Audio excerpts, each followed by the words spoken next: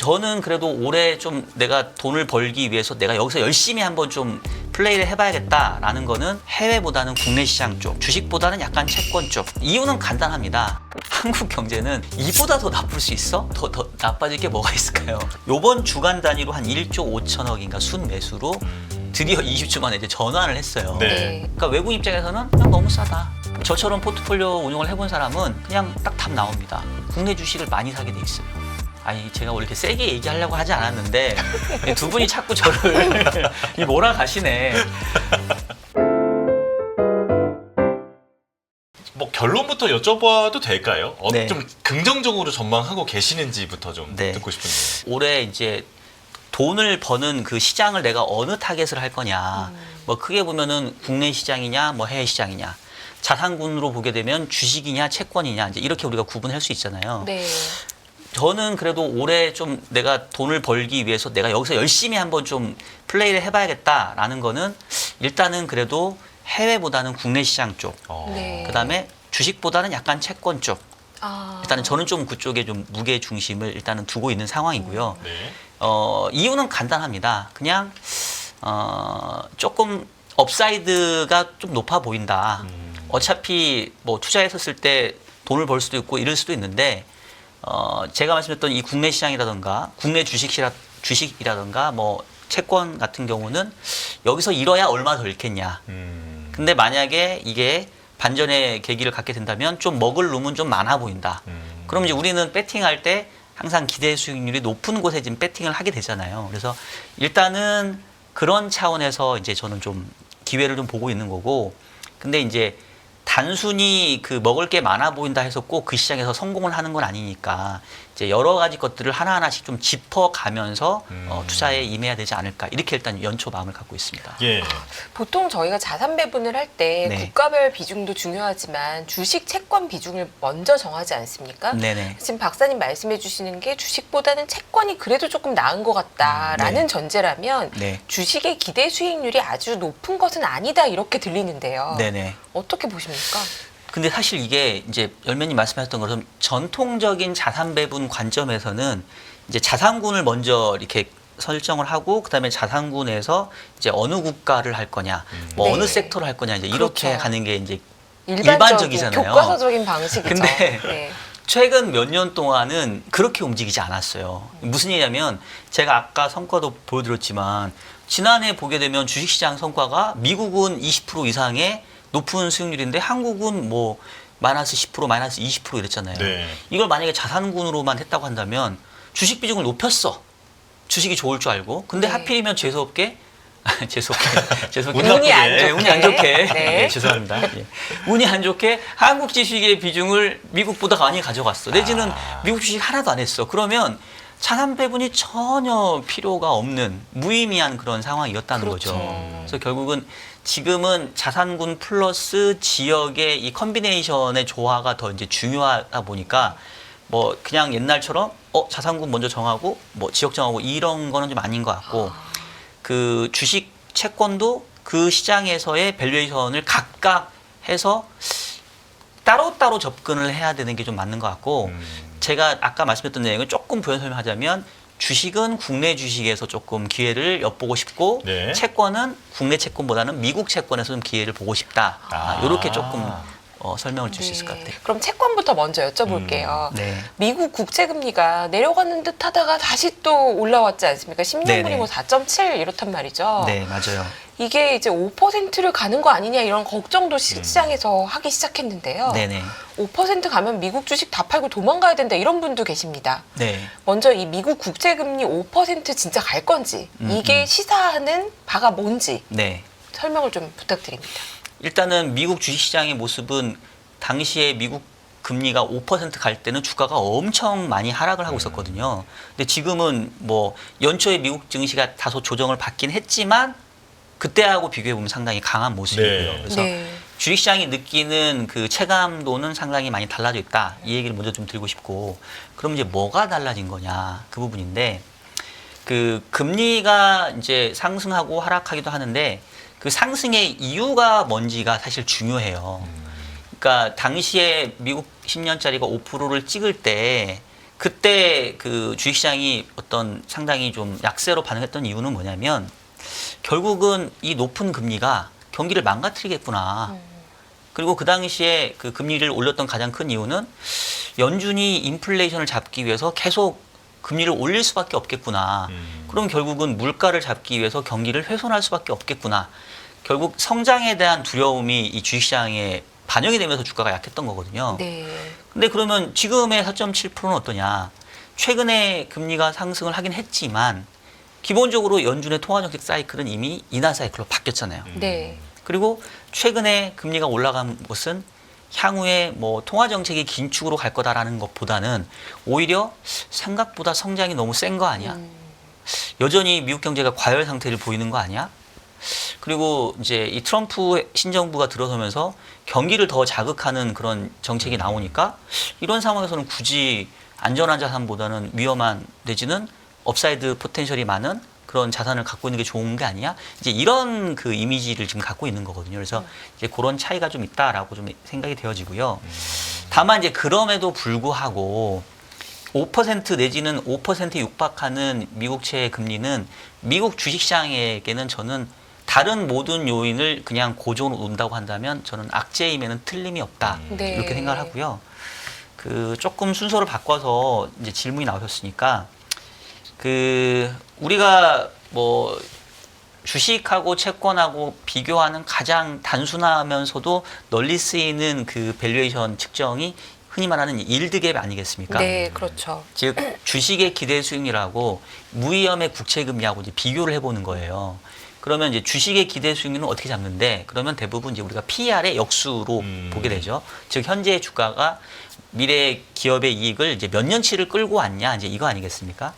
그러면 지금 미국 같은 경우는 S&P 500 기준으로 PER이 거의 한 25배? 네. 뭐 측정하는 기준에 따라서 시기에 따라서 좀 다르기도 하지만 그래서 그 정도 수준이니까 이거를 역산해 보면 S&P 500의 전체 지수의 향후 기대 수익률은 한 4% 정도 평균 나오는 거죠. 물론 이제 오해를 하시면 안 되는 게 이 평균 기대 수익률이 4%라고 해서 무조건 S&P 500이 향후 1년 동안 4%밖에 못 올라 이 뜻은 아니죠. 그렇죠? 그렇지만 현재 주가에 반영되어 있는 이 기업의 이익과 주가를 그 반영을 해보면 향후 기대할 수 있는 수익률은 한 4% 정도다. 이렇게 우리가 볼 수 있는 거고. 네. 근데 지금 미국채 10년은 아까 4.7이라고 했잖아요. 그렇죠. 그러면 이제 저처럼 주식이나 채권을 다 고루고루 투자할 수 있는 뭐 물론 기관 투자자이어야 되고 또 거액 자산가이어야겠지만 이제 그런 투자자들 입장에서는 고민을 하겠죠.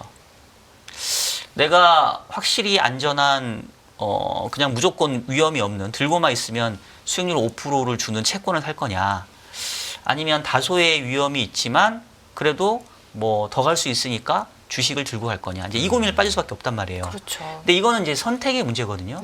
그래서 대표적으로 지금 워런 버핏 옹께서는 지금 전자를 택하고 계신 거죠. 나 요즘 같이 주식의 밸류션이 높은 상황에서 내가 굳이 왜 주식을 들고 가야 되냐. 미국 6개월 1년짜리 국채 사면 거의 5% 나오거든요. 네. 그럼 난 차라리 1년 동안 그걸로 수익을 확정시켜 놓고 갈래. 그래서 지금 그 워런 버핏 같은 경우는 작년부터 해서 계속 국채 비중을 높여왔고 작년에 또 이 워런 버핏 회사가 또 거의 연간 수익률이 또 어마어마한 성과를 달성을 했거든요. 네. 그래서 이제 그런 생각들을 이제 하기 시작을 했다는 거고, 물론 이게 어제 오늘의 얘기는 아니에요. 그래서 여기 지금 가운데 차트를 보시면 지금 이제 일드갭이라고 해가지고 아까 얘기했던 것처럼 S&P 500의 PR의 역수랑 국고채 10년이랑 비교한 게 지금 2023년 후반부, 즉 작년 초부터 거의 0에 붙었었어요. 근데 그럼에도 불구하고 작년에 S&P 500이 20% 올랐잖아요. 그러니까 이것만 보고 무조건 일드갭이 빵 내지는 마이너스에 왔으니까 주식 다 팔고 채권 사야 된다 이렇게 접근하는 거는 그건 또 상당히 너무 이제 단편적으로 접근할 수 있는데, 근데 중요한 건 뭐냐면 다른 모든 조건들이 일정하다라고 한다면 지금은 확실히 채권보다는 주식이 비싼 영역에 있는 거는 맞다. 그래서 앞으로 계속 주가가 올라갈 만한 모멘텀들이 주어진다고 한다면 계속 현재 상황이 유지될 수 있겠지만, 뭐 흔히 말해서 뭐 항상 좋을 수는 없으니까 뭔가 악재가 불거진다고 한다면 악재에 대한 민감도는 주식 쪽에 훨씬 좀 커져 있고 호재에 대한 민감도는 채권에 좀 커져 있는 밸류 현상에서는 그렇다. 그렇게 좀 말씀드릴 수 있는 거죠. 그런데 사실 이 2년 전에 앞서서 박사님 지금 설명해 주시면서 2년 네. 전에 금리가 미국 국채 금리가 5%갈 때랑 지금은 상황이 좀 다르다는 점을 말씀해 주셨잖아요. 네네. 그때는 인플레이션 걱정이 너무 커서 경기를 부러뜨려서라도 잡겠다라고 하니까 네. 이 고금리가 굉장히 무서웠던 건데 네. 최근에는 이 4.7까지 가는 동안에도 미국 증시 조정이 크지는 않습니다. 그렇죠. 지금은 인플레이션을 걱정하기보다는 그래도 성장에 더 관심이 맞춰져 있는 것 같다라고 박사님 말씀해 주셨는데 그렇다면 미국의 성장이 지금 성장률 전망이 상향되는 최근에 한 1년간의 흐름이 이번에도 올해도 또 이어진다면 또 작년처럼 네. 부담되는 거 밸류에이션인데 라고 하면서 사실 미국 증시 계속 좋지 않았습니까? 네네. 올해도 또 그럴 가능성은 어떻게 보십니까? 그러니까 이제 저도 그게 고민인 거예요. 아까도 이제 기본적으로 밸류에이션만 놓고 보면은 돈 벌기에는 미국 주식보다는 오히려 미국 채권이 더 많은 거 아니야라는 게 이제 그냥 객관적인 지표상에서는 그렇고, 근데 열매님이 정확하게 지적한 것처럼 저도 아까도 얘기했던 것처럼 야 작년에도 일득에 마이너스였어. 네. 근데 채권 오히려 성과 부진했고 주식이 더 좋았잖아.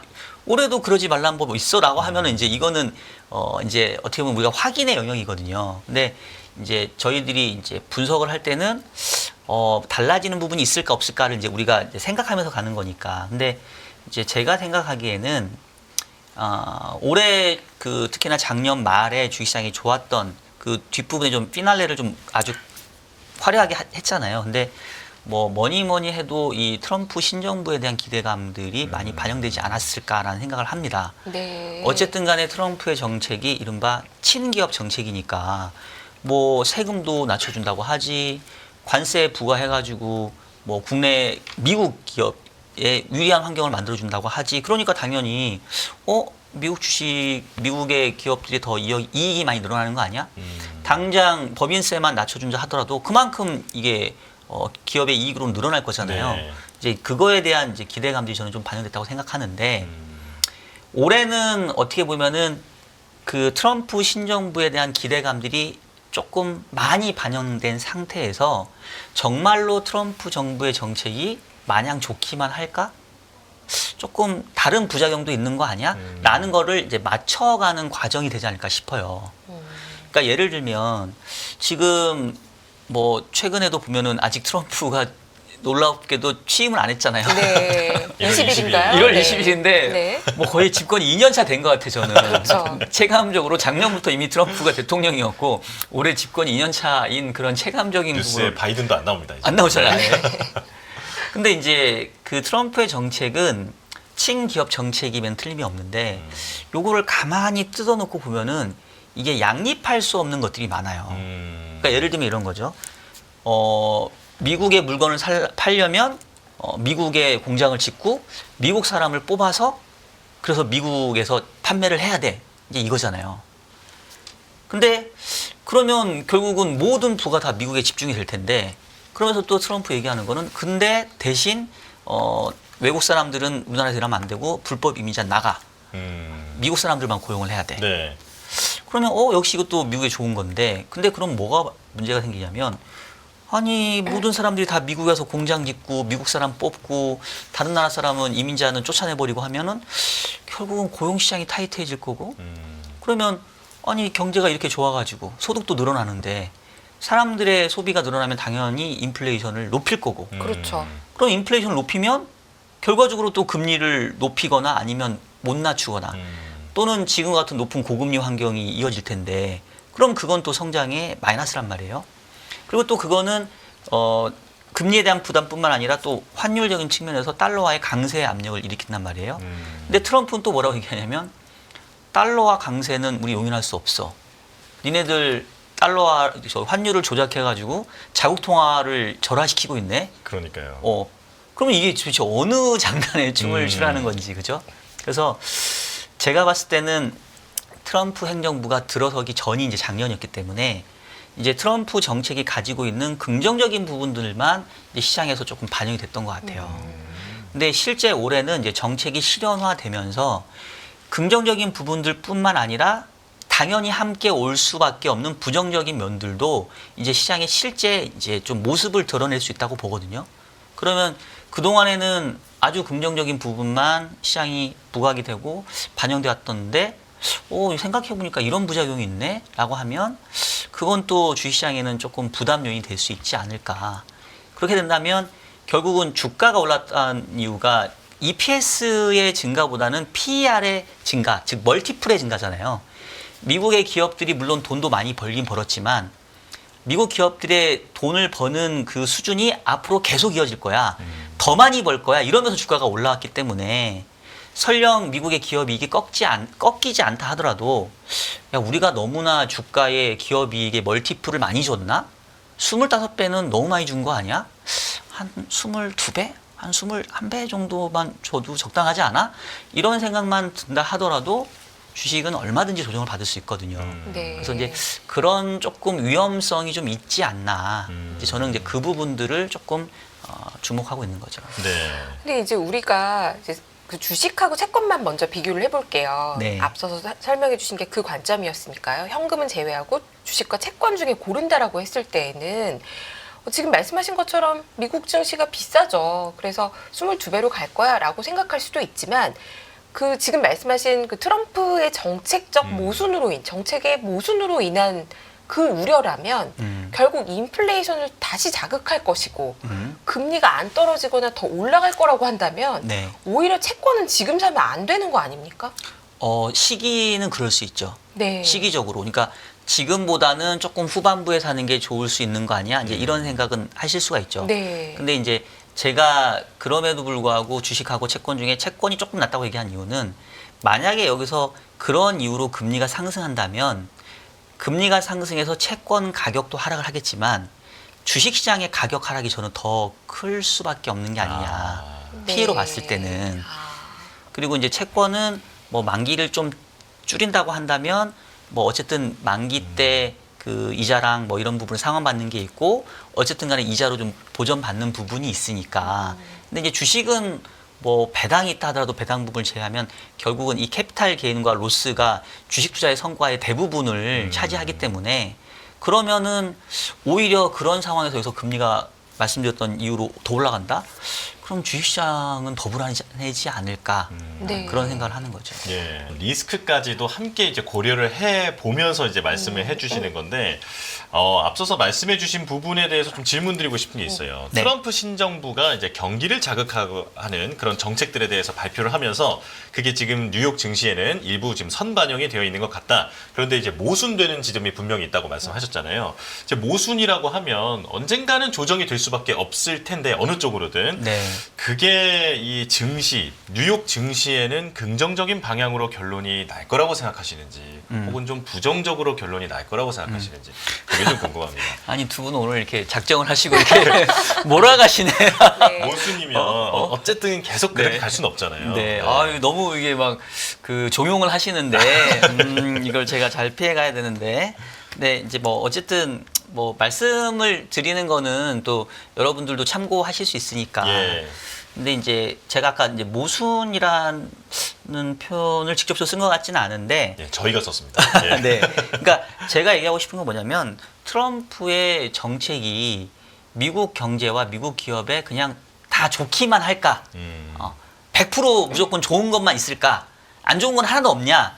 이렇게 봤었을 때는 아니 결국 그러면 달러 강세와 고금리 환경이 이어진다는 건데 그리고 달러 강세와 고금리라고 하는 거는 이거는 약간 상대 가치 관점이거든요. 그러니까 그 미국의 금리가 지금 한 4.7, 5.0인데 그러면 얘가 뭐 4.0 오면은 고금리가 아니냐? 그것도 아니에요. 고금리냐 고환율이냐는 그 경제 여건 대비 수준이 어떠냐를 얘기하는 거거든요. 근데 미국 경제가 계속해서 뭐 높은 성장률을 보인다고 한다면 뭐 지금 금리 수준 달러와 강세 버틸 수 있겠죠. 근데 시차를 두고 고금리에 따른 부담, 달러 강세에 따른 부담이 어느 약한 고리에선가는 분명히 미국 경제에 부담을 주고 있을 거거든요. 그러면 그게 시차를 두고 보면 안 좋은 쪽에 나타난 영향도 있지 않겠냐라는 부분 하나고, 그다음에 그 가만히 생각해 보면 이제 우리가 미국 예외주의라는 그런 표현을 많이 쓰잖아요. 네. 그 얘기 뭐냐면 약간 미국이 나홀로 계속 그 몇 년 동안 강세를 구가하고 있단 말이에요. 근데 가만히 생각해 보면 이게 왜 그러냐면 글로벌리 성장이 커진 상태가 아니에요. 즉 파이는 그대로예요. 우리가 먹고 나눌 수 있는 피자는 한 판인데 옛날에는 뭐 예를 들면 4명이었으면 4명이 이 피자를 4등분 해가지고 내지는 뭐 좀 등치를 감안해서 나눠 먹었는데 지금은 이 피자의 절반 이상을 미국 혼자 먹겠다는 거잖아요. 그렇게 먹어왔던 거고. 그래서 미국 경제가 예외주의 형태를 취해왔던 건데 중요한 거는 그럼 이 구도가 계속될 수 있겠냐. 파이가 커지지 않은 상태에서 미국만 계속 먹다 보면 무슨 상황이 벌어질 수 있냐면 결국은 다른 나라들이 미국을 지지해주는 상황이었기 때문에 미국 경제가 좋아진 거거든요. 즉 트럼프 또는 뭐 바이든 때도 마찬가지였지만 미국 우선주의라는 게 미국 제품을 사고 미국 사람을 뽑으라는 얘기잖아요. 네. 그럼 그걸 누가 해줘요? 미국 이외 사람이 해줘야 되는 그렇죠. 얘기잖아요. 예, 다른 나라가 해줘야죠. 예. 근데 지금까지 정책은 미국만 계속 잘 사는 정책이잖아요. 그러면 이거는 말에 어폐가 있는 게 미국 제품을 사주고 미국인을 고용을 해줘야 되는데 그걸 사주는 사람은 미국이 아닌 다른 사람이야. 근데 다른 사람은 지금 계속 가난해지고 있어. 그럼 이 구도가 언제까지 이어질 수 있을까요? 언젠가는 미국 이외 다른 국가들의 경제 규모가 적어들고 성장률이 둔화됨으로 인해서 미국에도 안 좋은 영향을 미치는 때가 오지 않을까요? 그게 뭐 오래 올지는 사실 저는 잘 모르겠어요. 네. 근데 생각을 해보면 미국이 나홀로 그 섬처럼 이렇게 떨어져 있는 게 아니기 때문에 결국은 교육을 통해서 누군가가 미국 제품을 사줘야 되고 어느 나라의 국가가 미국에 가서 공장을 지어야 되고 근데 그걸 해줄 사람이 없다.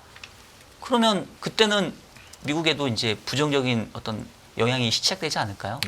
저는 박사님 말씀에 네. 어느 정도는 동의가 됩니다. 네. 맞는 말씀이세요. 미국이 뭘 만들어도 결국 누군가 사줘야 되고 세계 경기가 다 엮여 있기 때문에 미국 혼자 자기만 맨날 좋을 수는 없겠죠.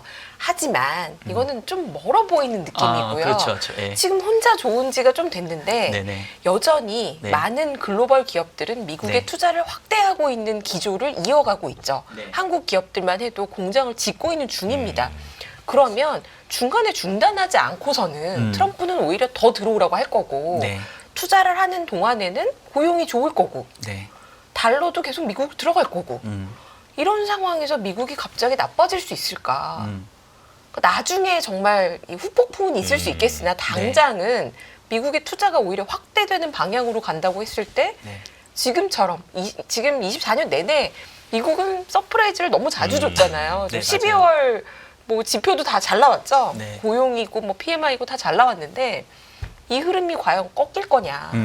어떻게 보십니까? 그러니까 이거를 좀 이제 우리 PD님께서 이거 편집을 잘 해주셔야 되는데 마치 제가 미국 경제 위기론을 지금 막 피력을 하고 내년이 아니죠.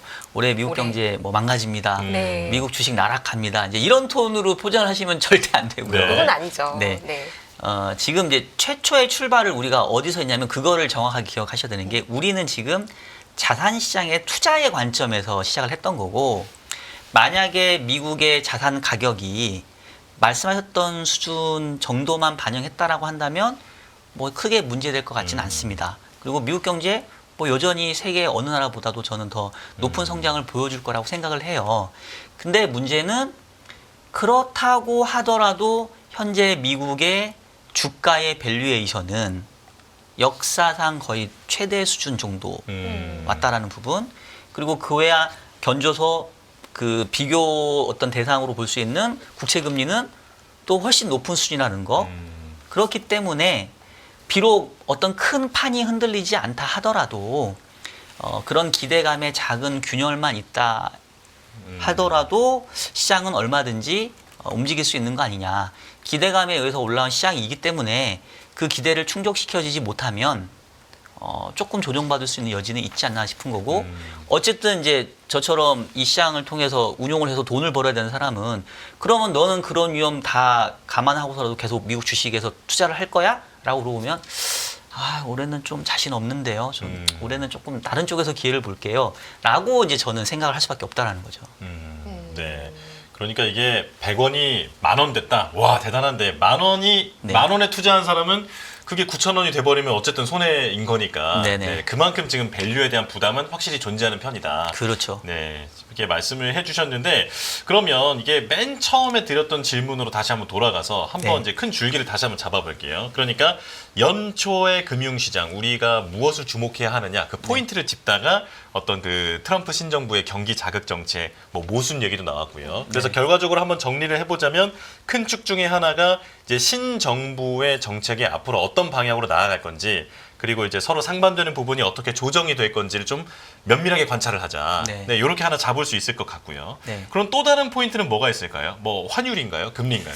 그렇죠. 그러니까 사실은 이제 미국 얘기를 너무 많이 했는데, 그러니까 사실 오늘의 결론은 아까 제가 이제 주식하고 채권으로 저는 구분하기보다는 미국 주식보다는 올해는 한국 주식에서 좀 해볼 만한 거 아닙니까? 네. 이제 이거였어요, 사실은. 네네. 근데 이제 너무 이제 주식하고 채권의 대별이 자산군의 이제 대표이다 보니까 이제 그쪽에 좀 포커스가 맞춰진 것 같은데, 네. 그러니까 저는 주식 관점에서 봤었을 때는 뭐 올해 주식과 채권의 비중을 뭐 엄청나게 작년과 다르게 작년엔 주식 비중 높였다가 올해는 채권 비중 확 높인다 이런 관점이 아니라 그 지역별로 봤었을 때는 주식 비중을 작년하고는 큰 차이는 없지만 조금 줄이되 그 줄인 중에서도 이제 미국보다는 한국 시장 비중을 조금 높이는 게 낫지 않겠냐. 이제 이 관점이거든요. 그래서 결국 이제 한국 시장을 지금 좀 해볼 만하다라는 얘기. 그래서 이제 아까 제목이 언더독이 이제 업셋에 성공할 수 있을까? 네. 예. 오늘의 줄기는 이제 그거라는 말씀 다시 한번 드리겠고요. 네. 그러면 이제 자연스럽게 나올 수 있는 얘기가 환율이에요. 네. 네. 왜냐하면 그 사실 그 우리나라 주식을 아무도 안 사줍니다. 외국인도 안 사주고 개인들도 안 사주고 뭐 기관들은 돈이 없어서 안 사주고. 예. 그러니까 참 불쌍해요. 이게 너무 지금 인기가 너무 없어요. 근데 이제 그래도 그나마 그 올해 기억을 해보시면 지난주까지도 외국인 투자자가 거래소 시장에서 19주 연속으로 순 매도를 기록했더라고요. 네. 19주 연속으로. 19주는 4, 16, 4, 한 5개월 정도인 그렇죠. 거죠. 그래서 제가 막 세봤어요. 한 주 한 주. 그래서 뭐 12주 연속, 13주 연속 이러길래 와, 진짜 미쳤다. 이거 얼마까지 얘네들 팔려고 이러냐. 근데 19주 연속까지 가길래 20주를 채우려나 했는데 다행히 아직 오늘 이제 목요일이니까 이번 주 끝나진 않았잖아요. 근데 요번 주간 단위로 한 1조 5천억인가 순 매수로 드디어 20주 만에 이제 전환을 했어요. 네. 그래서 조금 뭔가 물론 이러다가 다음 주부터 다시 순매도를 할 수 있지만 근데 이제 무슨 얘기를 하고 싶냐면 일단 뭐 한국 주식도 마찬가지인 게 그럼 얘도 그 미국 시장 관점처럼 얘도 한번 접근을 해볼게요. 네. 아까 제가 이제 미국의 일드갭은 오히려 주식보다는 채권이 더 매력적인 구간이 있다라고 네. 말씀드렸잖아요. 그러면 이제 한국 주식하고 한국 채권은 어떨까? 한국의 그 코스피 기준으로는 지금 PER은 9배가 채 안 되고요. PBR은 뭐 한 0.9배. 근데 이제 제가 이 얘기하면 분명히 댓글에 아유, 쟤 아직도 저 소리 하나. 언제 한국 시장 PER, PBR 보고 저기 매매 투자했누? 저러다가 속은 게 한두 번이 아닌데 이런 얘기를 하실 거예요. 왜냐하면 사실 저도 작년 하반기에 속았거든요. 저도 작년 상반기까지는 미국 시장을 계속 좋게 보다가 하반기부터 사실은 포트 조정을 하면서 미국 비중 줄이고 한국 비중 늘리면서 사실 저도 작년 하반기 성과가 별로 좋지 않아요. 예. 그래서 저도 조금 약간 좀 속도가 빨랐던 부분이 있는데 근데 어쨌든 길게 내다보면 이 밸류에이션이라고 하는 거는 의미가 있어요. 그러니까 아까 미국의 S&P 500 기준으로 PER이 25배라는 얘기는 미국의 기업이익이 25년치를 땡겨왔다라는 건데 그럼 한국은 9배라는 얘기는 절반인 9년 정도밖에 안 땡겨왔다는 얘기예요.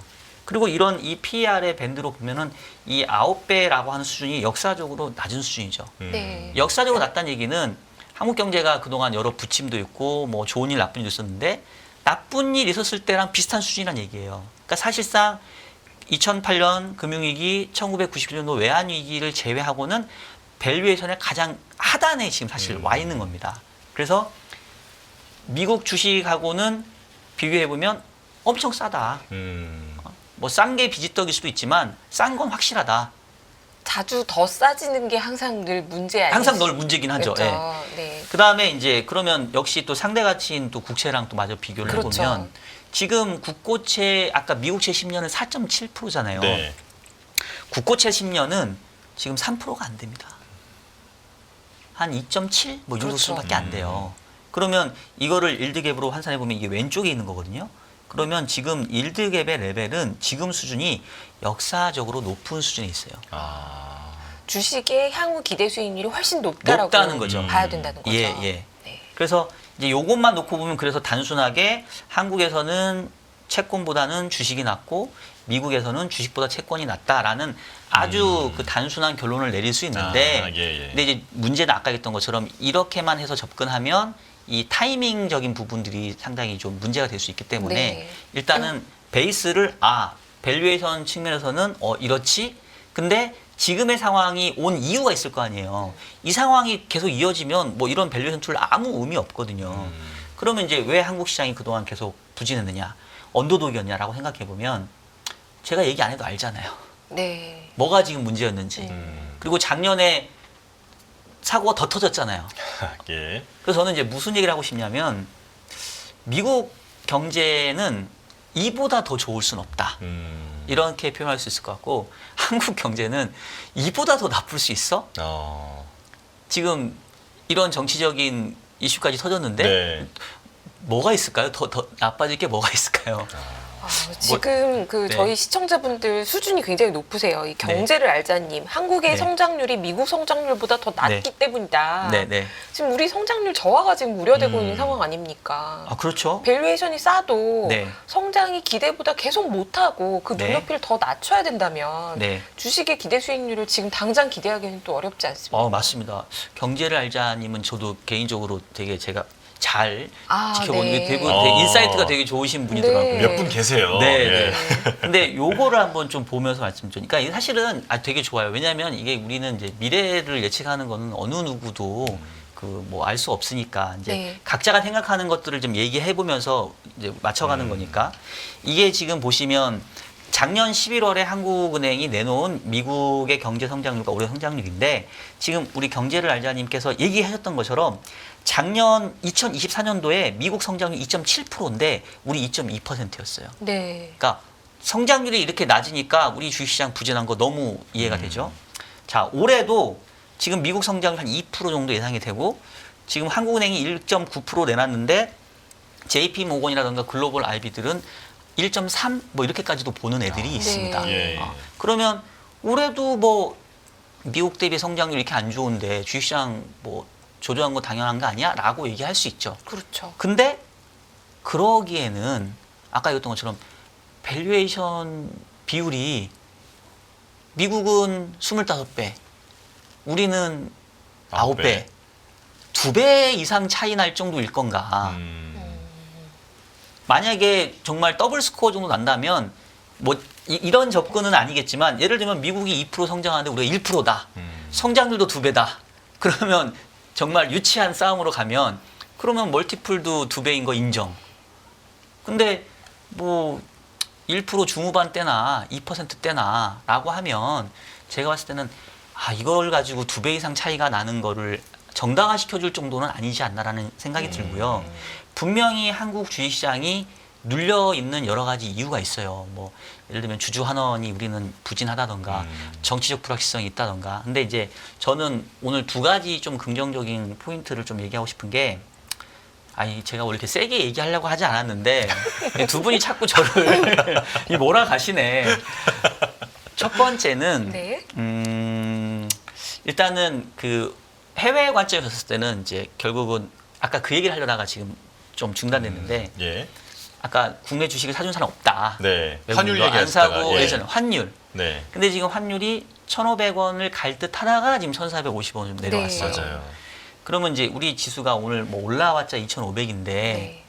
외국인들 관점에서 달러 환산 코스피는 얼마 정도 될까요? 되게 싸지 않을까요? 그렇죠. 훨씬 싸겠죠, 네. 그죠?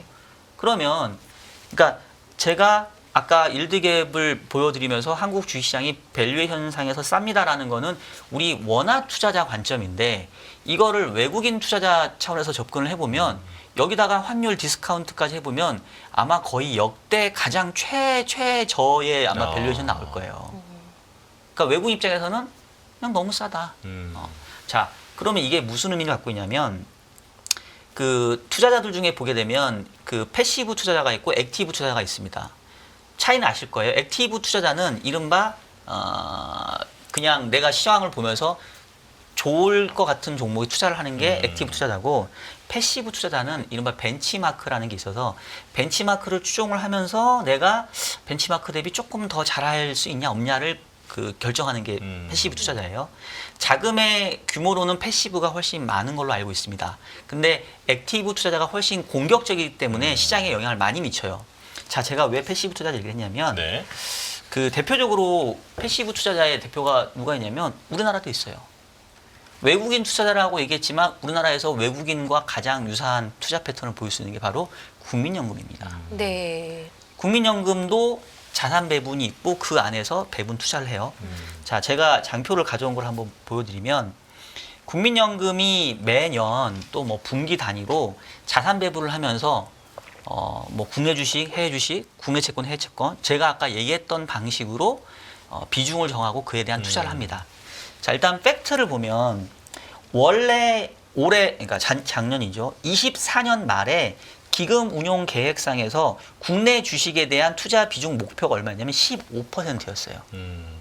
근데 9월 말 기준으로 실제는 13%가 안 됐습니다.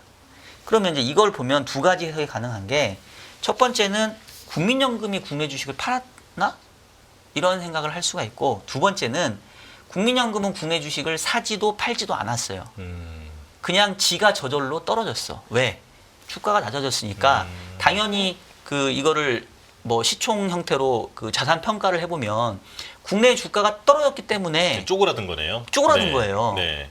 자, 그러면 내년도에 기금운용 계획상에서 25년 말 비중이 24년 말 비중하고 많이 달라지지는 않을 겁니다. 네. 그러면 이제 어떤 결과가 나타날까요? 둘 중에 하나여야 돼요. 국민연금이 가만히 있는데 주가가 올라서 그냥 알아서 국내 주식의 비중이 높아지거나 아니면 너무 낮으니까 벤치마크 대비 너무 어웨이 되어 있으니까 살짝 채워 넣는 그런 움직임을 할 수 있어요. 자, 이게 국민연금뿐만 아니라 글로벌 에셋 포트폴리오를 가지고 투자하는 패시브 펀드에서도 나타날 수 있습니다. 그동안 한국 주식을 19주 연속 팔다가 20주 살짝 사봤어요. 많이 산 것도 아니야. 그동안 판 거에 비하면. 근데 왜 샀을까? 갑자기 뭐 올해 초에 달라진 게 있나요? 뭐 좋아진 게 있나요? 별로 없거든요. 네. 근데 왜 샀을까? 혹시나 그들의 벤치마크 대비 현재의 포트폴리오가 너무 많이 바뀌지 않았을까? 그리고 우리가 포트폴리오에서 그 포트폴리오 운용의 가장 핵심은 리밸런싱이에요. 리밸런싱이라는 건 뭐냐면 비중을 정해놓고 예를 들면 뭐 가장 포트폴리오의 단순한 구조가 뭐 영구 포트폴리오 이래 가지고 뭐 주식 채권 뭐 원자재 뭐 현금을 뭐 4분의 1등분씩 해서 25%씩 가져간다. 근데 일정 기간이 지나니까 주식이 올랐고 채권이 떨어졌어요. 그러면 그냥 가만히 있어도 주식을 팔고 채권을 삽니다. 왜냐하면 이 포트폴리오 비중인 항상 25%를 맞춰야 되거든요. 그래서 이 포트폴리오 리밸런싱이라는 거는 자연스럽게 일정의 시간이 지나면 그동안 저조했던 자산군을 조금 투자를 더 하고 그동안 많이 아웃퍼폼했던 자산군을 일정 부분 차익 실현하는 그런 뭐라고 해야 되나? 그런 자율 조정의 그런 과정들을 겪게 돼요. 근데 제가 이 그 국민연금의 투자 비중과 현재를 보였던 이유는 연금이 절대 무리하게 목표 비중을 정하지 않거든요. 그렇죠. 그러니까 아마도 지금 보시면 23년 말에 국내 주식 비중이 14.3%였고 24년 말이 15.4%면 한 1%포인트 늘리는 게 연금의 계획이었을 거예요. 왜냐하면 국민연금 기본적으로 투자금이 계속 들어오니까. 그리고 주가가 크게 변하지 않는다고 한다면 뭐 일정한 뭐 몇십 조 정도 투자하면 한 1% 늘어나겠지 해서 투자를 했을 건데 주가가 훨씬 많이 빠져가지고 12.7% 갈 때까지 주가가 쑥 빠져버린 거예요. 그러면 올해 자산 배분 상에서 하게 되면 저처럼 포트폴리오 운용을 해본 사람은 그냥 딱 답 나옵니다. 국내 주식을 많이 사게 돼 있어요. 그 국민연금도 사고 외국인도 이 정도 환율이면 들어올 수 있다라는 게 이제 수급적으로 국내 증시의 호재라면 호재일 수 있는데 네네. 그럼에도 불구하고 네. 우리 K 증시의 고질적인 문제는 네. 한국의 경기가 계속 전망이 나빠지고 네.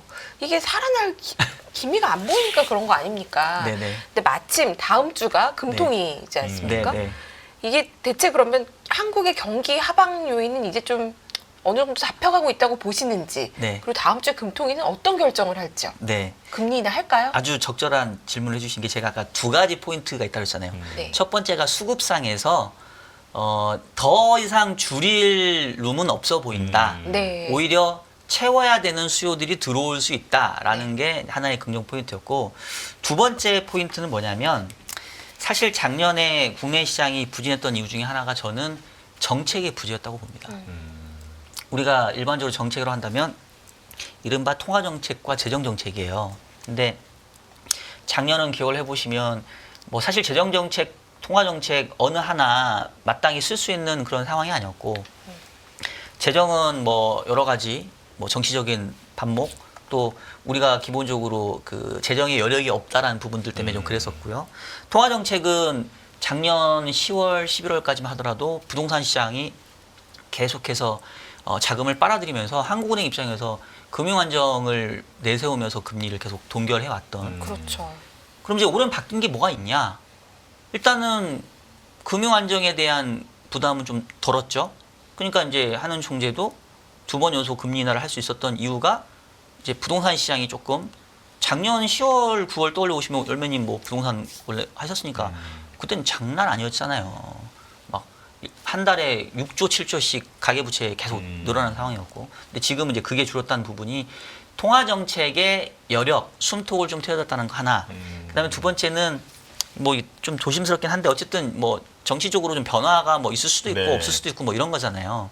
그러면 지금 벌써 연초에 이제 추경 얘기가 나오고 있고, 규모가 이제 얼마일지 모르겠지만 대략 한 20에서 한 30조 정도 추경 얘기가 나와요.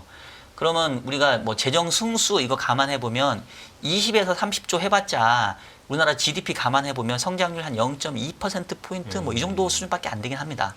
근데 그럼에도 불구하고 정책이 완전히 부재했던 작년과 올해는 어쨌든 간에 금리도 좀 인하하고 재정도 뭔가 추경을 통해서 한다라고 하면 작년보다는 점수를 줄 수 있는 거 아닌가.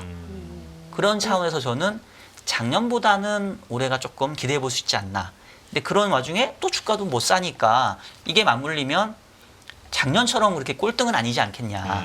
다시 여쭤보면 그럼 다음 주에 금리 인하 합니까? 그래서 저는 금리 인하를 해야 된다고 생각을 하고요. 이제는 할 때가 됐다. 저는 그러니까 뭐 사실 두 번 했어요. 연속으로 네. 했는데 이제 요번에 하게 되면은 3연속 금리 인하라는 그렇죠. 부담은 있어요. 왜냐하면 3번 연속 금리 인하는 해본 적이 없어요. 네. 근데 뭐 사실 뭐 3번 연속 하냐 안 하냐가 중요한 게 아니라 저는 이제 정책의 그 타이밍도 중요하고, 그다음에 그 제가 이제 한때 뭐 이런 얘기 많이 했었는데, 금리 인하할 때 주식시장이 반응하는 걸 보게 되면 어떨 때는 금리 인하할 때 주가가 오르고요.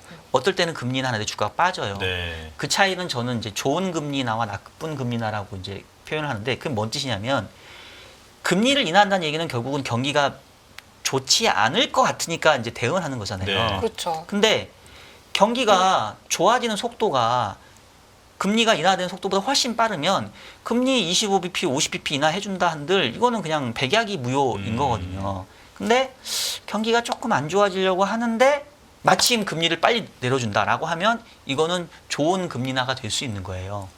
미국이 작년 9월부터 올해 작년 12월까지 100bp의 금리 인하를 해줬잖아요. 그렇죠. 좋은 금리 인하의 완벽한 이해. 왜냐하면 그 제롬 파월이 무슨 얘기를 했냐면 9월 달에 금리 인하를 하면서 그것도 50bp를 했어요. 지금 생각해보면 아니 미국 경기 이렇게 좋은데 무슨 50bp씩이나 금리 인하를 해. 100bp나 왜 해줬지라고 생각할 수 있잖아요. 그 제롬 파월이 무슨 얘기를 했냐면 경기가 나빠져서 실업률이 급등하고 실업자가 거리에 충분히 날 때 금리 인하하면 늦는다. 네. 우리가 지금 금리 인하를 하는 이유는 그런 상황이 아니기 때문에 그거를 미연에 방지하려고 금리 인하를 한다. 그리고 실질적으로 그 뒤로 미국 경제가 더 좋아졌고 어쩌면 그게 좀 미국 경제의 과열을 좀 더 만들어낸 것 같기도 하고 그래서 완벽한 좋은 금리 인하였고요. 우리나라는 안타깝게도 작년 11월, 12월 두 번 했는데 8월 금리 인하를 두고 여전히 논란이 많습니다. 총재는 이거는 어쩔 수 없었다.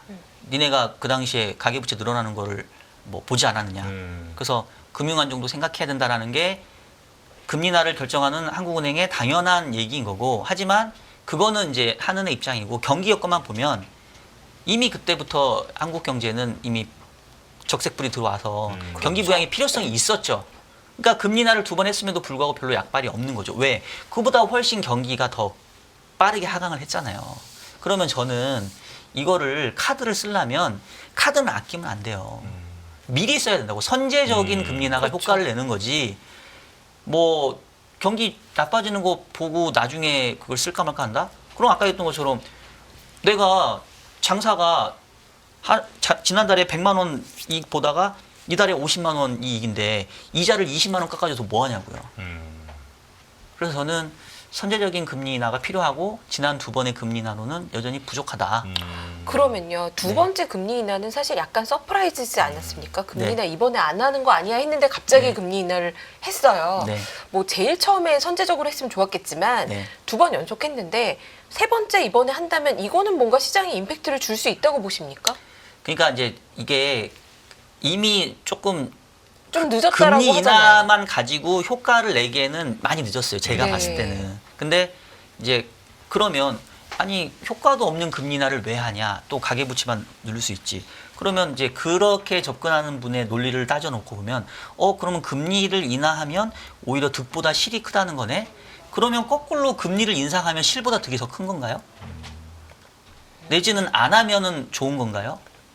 그러니까 이거는 그렇게 접근할 수 있는 부분은 아니거든요. 그래서 분명히 금리를 인하하는 거에 따른 긍정적인 효과와 부정적인 효과가 다 있어요. 그러면 정책이라는 거는 그래서 우리가 팔러시 믹스를 얘기하는 이유는 어떤 하나의 정책이 나왔었을 때 모든 정책은 완벽할 수 없기 때문에 긍정과 부정의 효과를 갖거든요. 그러면 부정의 효과를 최소화시키고 긍정의 효과를 최대화할 수 있는 정책적인 조합의 패키지로 나와야 사실은 좋은 거고 제가 사실 기대하는 거는 지금 그게 될지 모르겠는데 뭐 열매님도 기억을 해보시면 과거에 몇 차례의 위기 때 어떤 모습이냐면 뭐 흔히 말하는 우리나라에 지금 F4가 있잖아요. 뭐 한국은행 총재, 뭐 기재부 장관, 뭐 금융감독원장 뭐 어디 모여가지고 패키지를 냅니다. 그러면서 뭐 경기 활성화 뭐 방안 이래가지고 그 각 부처가 서로 컨비네이션을 이루어가지고 우리는 뭐 이런 정책을 펴고 우리는 그래서 이렇게 하고 이런 정책적인 조합이 나와요. 사실 그렇게 나오는 게 제일 좋아요. 네.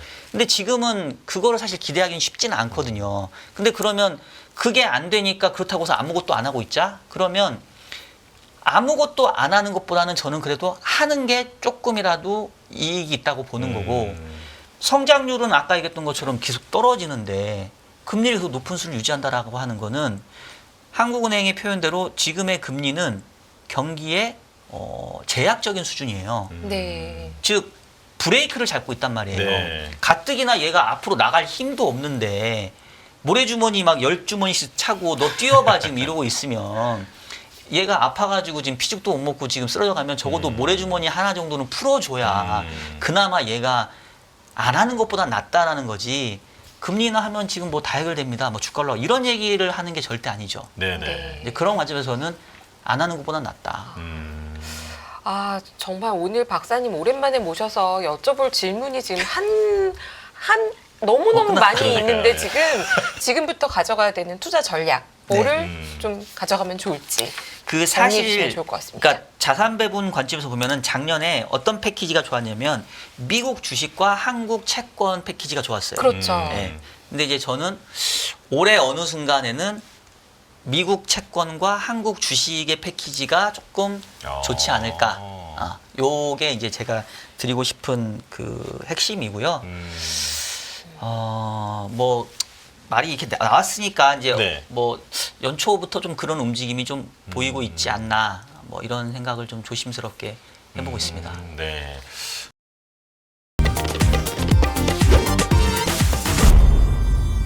안녕하세요. 이승입니다. 더 많은 영상을 보고 싶으신 분들은 화면 오른쪽에 있는 구독 버튼을 눌러주시기 바랍니다.